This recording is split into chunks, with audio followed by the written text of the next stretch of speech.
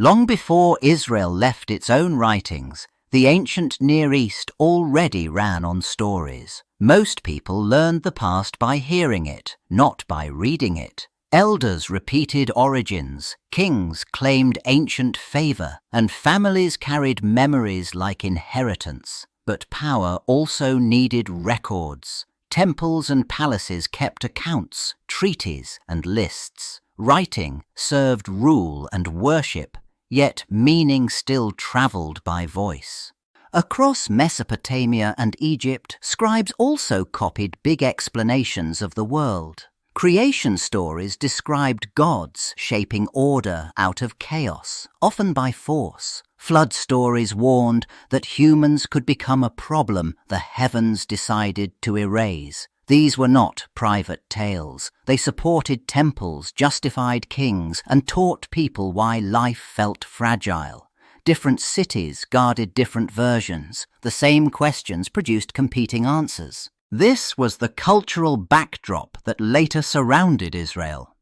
When a small people began forming its own identity, it did not start with a blank page. It inherited a region full of sacred speech, official archives, and old arguments about who made the world and why disaster came.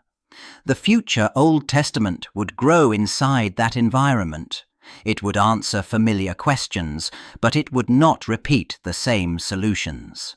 Small groups in the hill country and along trade routes began to think of themselves as one people. That identity did not start with borders or kings. It started with remembered ancestors. Stories circulated about a family called by one god, leaving old loyalties behind, and being promised land, descendants, and blessing. These accounts tied scattered clans to a single origin. They explained why kinship mattered. They also hinted that belonging came with obligations. Alongside those ancestral memories, another story carried even greater force: deliverance from forced labor and escape from a powerful empire. The Exodus tradition shaped how people talked about their God. He did not just create, he rescued. And rescue demanded a response. The idea of covenant took shape here, an agreement that bound the community to this God with rules, worship, and loyalty.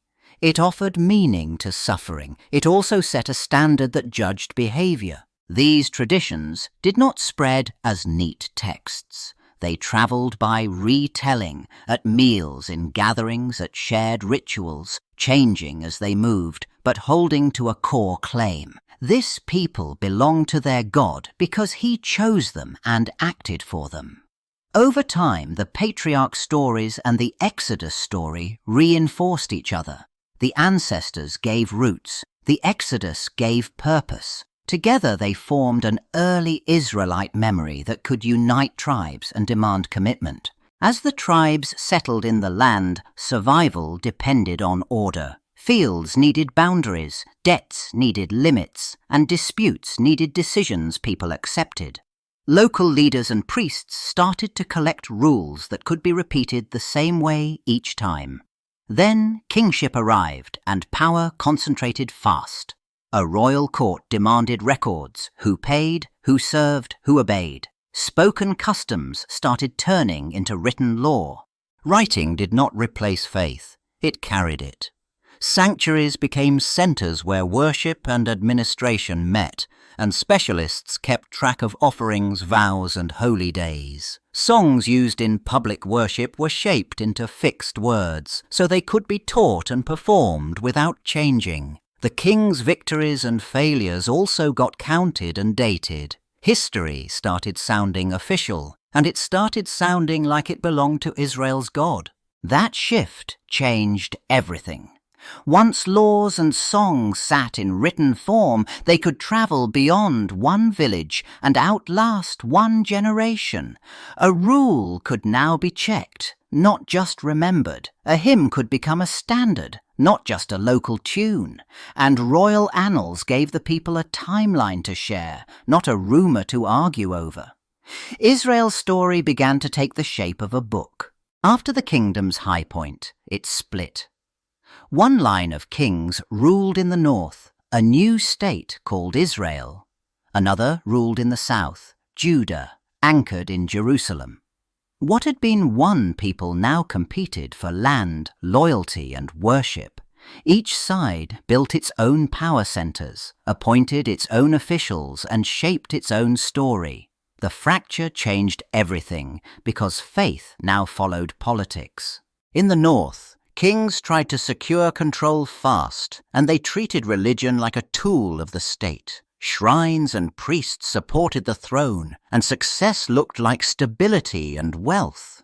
But the system also rewarded corruption. Farmers lost land. The poor carried debt. Judges favored the strong.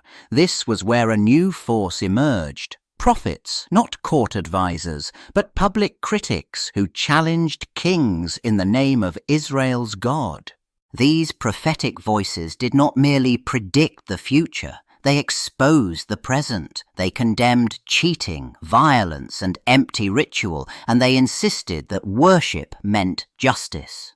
In both Israel and Judah, their speeches circulated as warnings and as hope, and stories about their confrontations spread with them.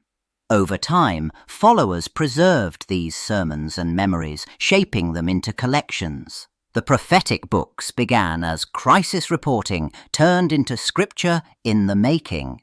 The Assyrian Empire did not just threaten Israel's northern kingdom, it swallowed it. City after city fell, until the north collapsed under Assyrian control. Some people were deported, others ran. Families carried what they could and moved south into Judah, the smaller kingdom that still stood. This was not a quiet migration. It was a human flood driven by fear, loss, and the sudden end of a nation. Judah absorbed these newcomers, and that changed everything. Refugees brought stories, songs, and sacred memories that had shaped life in the north. They also brought warnings. Powerful empires crushed weak states, and divided worship weakened a people from within.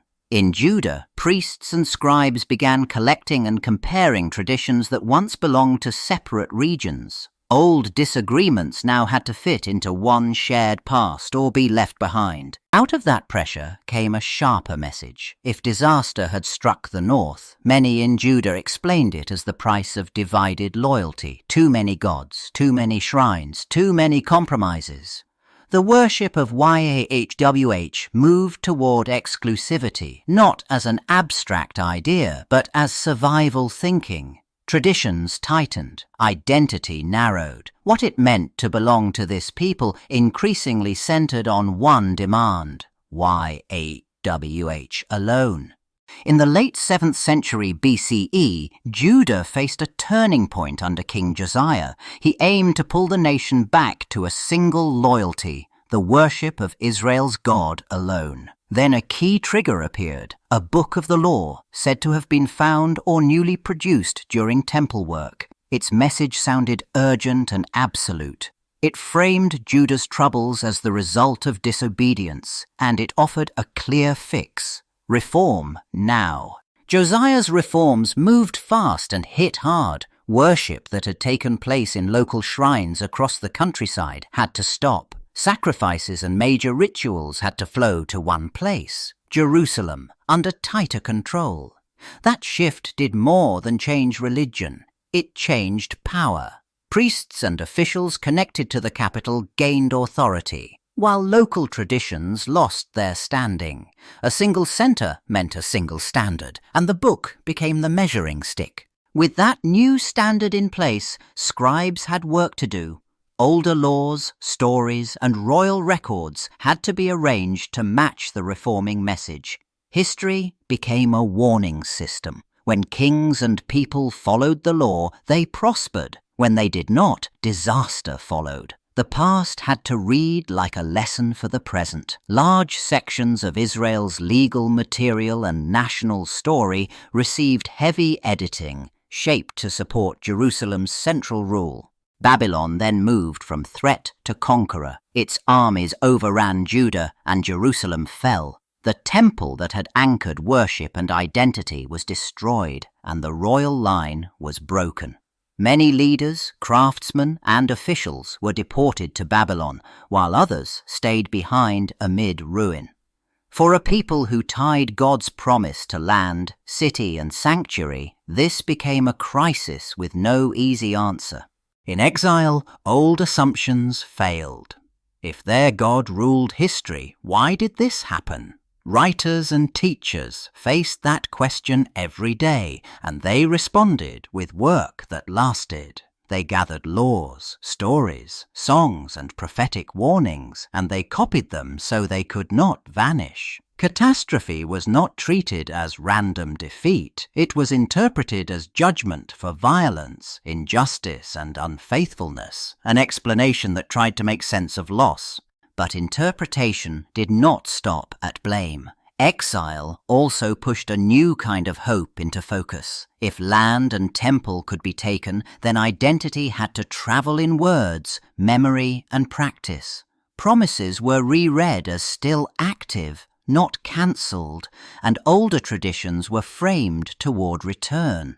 The same texts that explained the fall also kept a future open, restoration, rebuilding, and a renewed covenant shaped in suffering and carried forward in writing. Under Persian rule, the exiles who returned to Judah did not simply pick up where life had ended.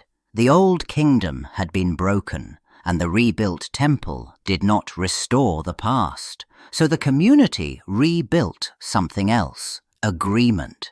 They gathered around written teaching, especially the Torah, treated as a shared foundation.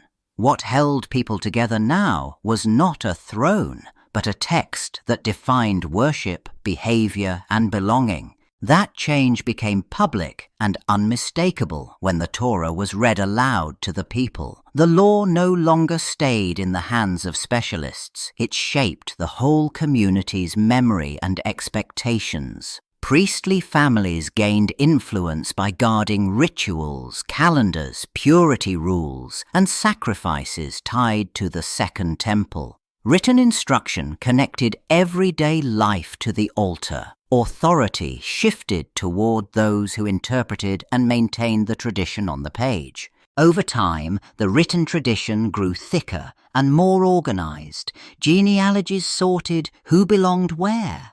Stories and laws were copied, compared, and aligned with temple practice.